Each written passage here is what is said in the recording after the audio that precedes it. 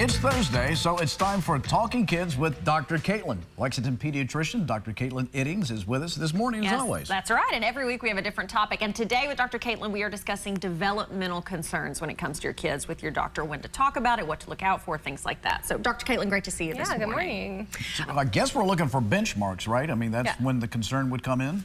Yeah, and so I don't know if you guys remember this, but back in 2020, there was sort of this news release about the CDC and the American Academy of Pediatrics had revamped the developmental milestones. Okay. And so there's always been specific ones for specific ages that we expect kids to hit.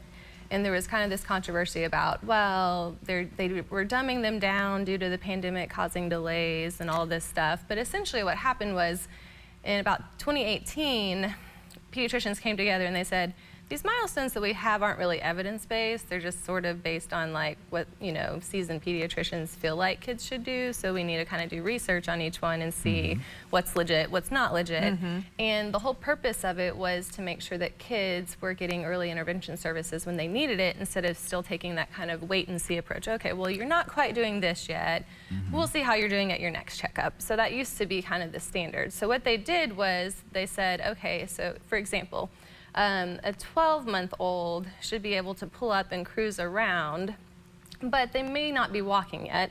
By 15 months old, you should be walking well, but that's the average kid. So that was like 50 percentile. So 50 out of 100 kids should be walking well by the time they're 15 months old, right? Okay. But what they said was, some kids aren't walking well by the time they're 15 months old, and that's okay. That just means they're in that kind of 25th percentile that may be a little bit behind, right? Okay. And so what they essentially did was they used to say like, oh, we'll wait and see what you're doing at 18 months. Okay, at 18 months, 75% of kids should be walking really well. And they'd be like, oh, well, you're still a little behind. We'll wait and see what you're doing at 2. Just kept delaying. And so they kept delaying getting these services, which are free or very low cost, and our tax dollars go to them. Each state has these early intervention services that kids under age 3 can qualify for. And so essentially what they said was, if you get to a checkup and they're not meeting the milestone, we're going to shift it so that, by 18 months you should be really walking well. So if you're not walking at all, you refer. You don't wait and see what happens at 2. You go ahead and refer. And a lot of pediatricians kind of were doing that on their own, but this just sort of said, this is what we're going to do. We're going to make sure that those 20 to 25% of kids that really are truly behind and could use those services are able to get those services, and we're not pushing it off until they're suddenly 3 and then they age out and they can't get them. Right. Yeah, you want to, be able, as you said, to take advantage of these free services in most places. And so there was a little bit of a shift. It had nothing to do with the pandemic. It was already kind of in play before that. And they did release this really nice app that is on the app stores, the CDC Milestone Tracker app. So you can download that. You can pull it up before your meeting with your pediatrician for your checkup.